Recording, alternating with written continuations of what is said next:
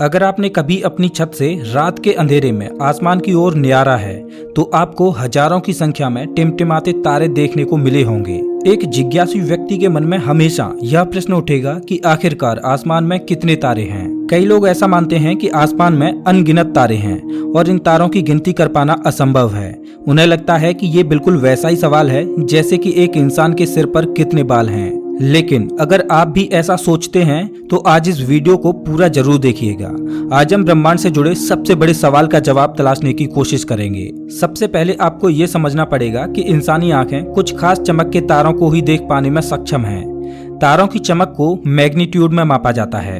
इंसान उन्हीं तारों को देख पाने में सक्षम है जिनकी अपैरेंट मैग्नीट्यूड 6 तक होती है। अब आप सोच रहे होंगे कि ये अपैरेंट मैग्नीट्यूड क्या होता है। आइए जानते हैं। कुछ तारे बहुत चमकीले होते हैं तो कुछ तारे कम, लेकिन ऐसा नहीं है कि जो तारे बहुत ज्यादा चमकीले होते हैं वे हमें धरती से भी चमकीले ही दिखाई दें और जो तारे कम चमकीले हों वो हमें धरती से कम चमकीले दिखाई दें। धरती से देखने पर एक तारा कितना चमकीला दिखाई देगा ये इस बात पर निर्भर करेगा कि तारा धरती से कितना नजदीक है और उसकी चमक कितनी है। कुछ तारे कम चमकीले होते हैं पर धरती के पास होने के कारण वे बेहद चमकदार दिखाई पड़ते हैं। वहीं कुछ तारों की चमक वैसे तो बहुत ज्यादा होती है पर धरती से दूर होने के कारण वे उतने चमकीले नहीं दिखाई देते। तारे की चमक को वैसे तो मैग्नीट्यूड कहा जाता है पर वही तारा धरती से देखने पर कितना चमकीला दिखता है इस चीज को अपैरेंट मैग्नीट्यूड कहा जाता है। अपैरेंट मैग्नीट्यूड का नंबर जितना कम होगा तारे की ब्राइटनेस उतनी ही ज्यादा होगी। जैसे जैसे अपैरेंट मैग्नीट्यूड का नंबर बढ़ता जाएगा वैसे ही तारे की रोशनी फीकी पड़ने लगती है। जैसे कि -1, 1, 2 या फिर 3 अपैरेंट मैग्नीट्यूड तक के तारे चमकीले होते हैं। वहीं 4, 5 या 6 अपैरेंट मैग्नीट्यूड के तारे बहुत मुश्किल से दिखाई पड़ते हैं। इंसान केवल 6 अपैरेंट मैग्नीट्यूड तक के तारों को ही देख सकता है। यहाँ पर ध्यान देने वाली बात यह भी है कि हम आसमान में एक सीमित दूरी तक ही देख सकते हैं।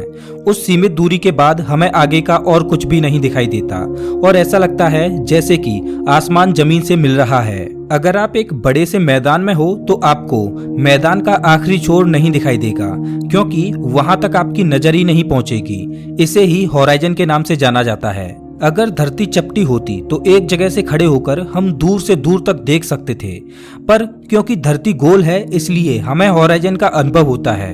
इसका मतलब ये हुआ कि धरती के एक पॉइंट से खड़े होकर आप हॉराइजन के अंदर मौजूद तारों को ही देख सकते हो। तो एक एस्टीमेट के मुताबिक शहरों के चकाचौंध से दूर एक खुले और अंधेरे आसमान में आपको केवल 4000 से लेकर 4500 की संख्या में ही तारे देखने को मिलेंगे। आपको दिखने वाले सभी तारे 6 अपैरेंट मैग्नीट्यूड तक के ही होंगे।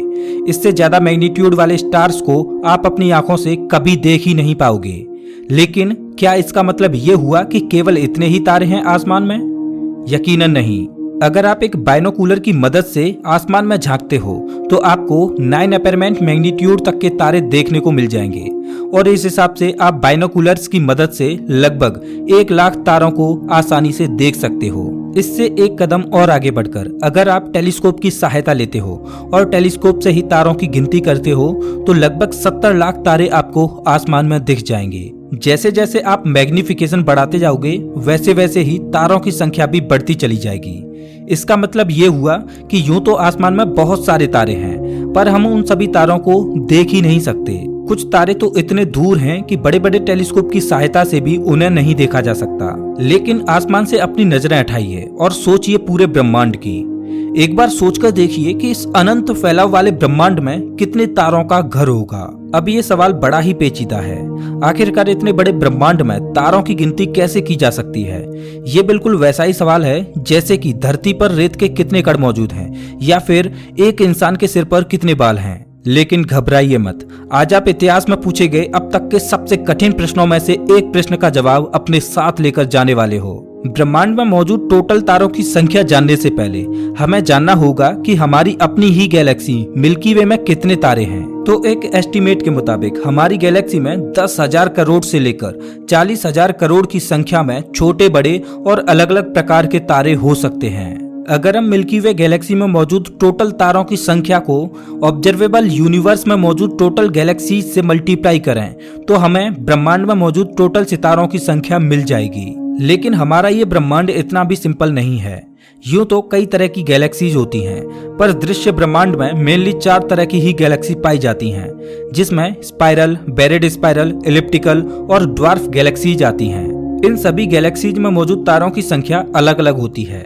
जैसे कि स्पाइरल गैलेक्सी में 10,000 करोड़ से लेकर 1 लाख करोड़ तक तारे पाए जाते हैं। आपको ये भी बता दें कि ऑब्जर्वेबल यूनिवर्स में लगभग आधी गैलेक्सीज स्पाइरल गैलेक्सीज हैं। दूसरी सबसे कॉमन गैलेक्सी है इलिप्टिकल गैलेक्सी।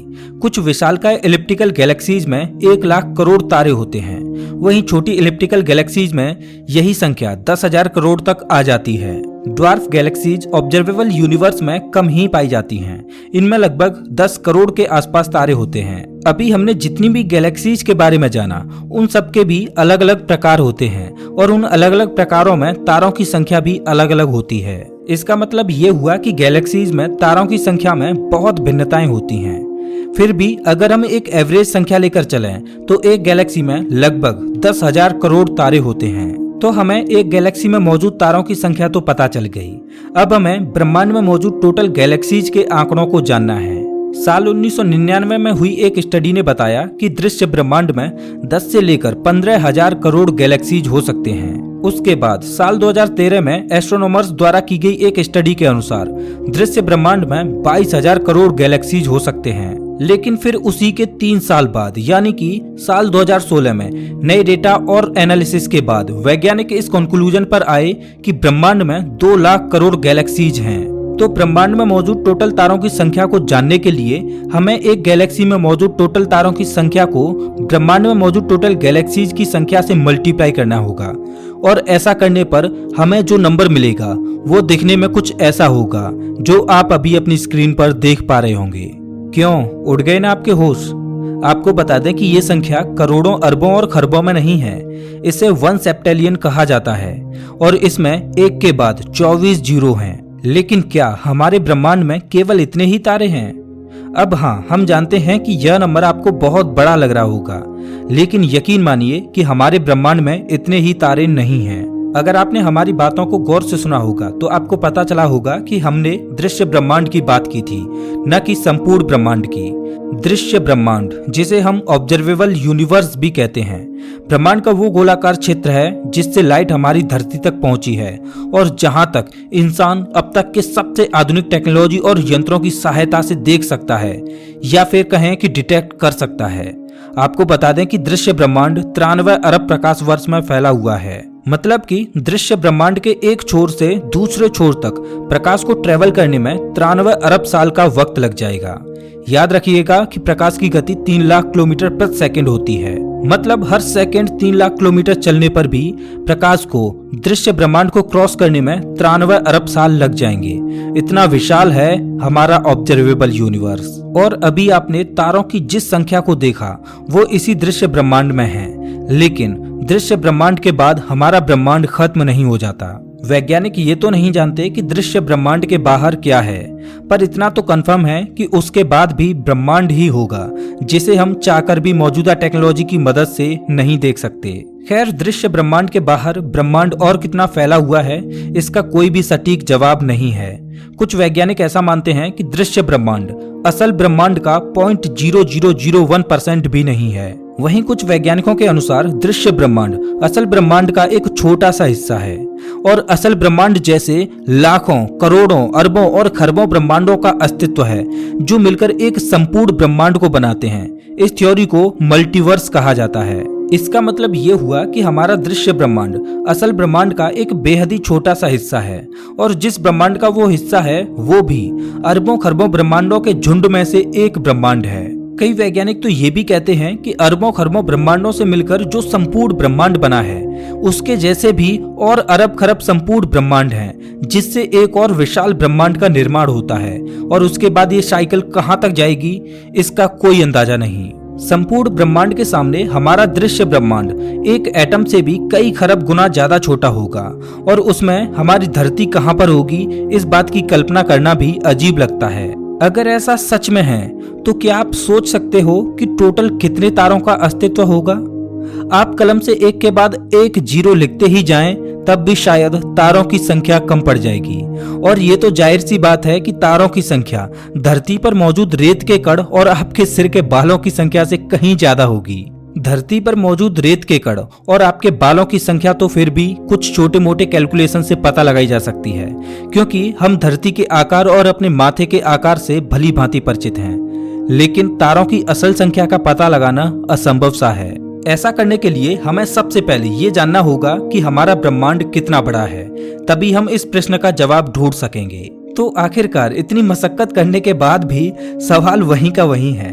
ये ब्रह्मांड के उन कुछ चुनिंदा सवालों में से एक है जिसका जवाब विज्ञान ना तो दे पाया था, ना तो आज देता है और ना ही शायद भविष्य में कभी दे पाएगा। खैर, आपको क्या लगता है कि हमारे ब्रह्मांड में कितने तारों का अस्तित्व हो सकता है? अगर आपको ये वीडियो पसंद आया हो तो इसे लाइक करें और ऐसे ही मजेदार वीडियोज के लिए चैनल को सब्सक्राइब करें, साथ ही बेल आइकॉन दबाएं।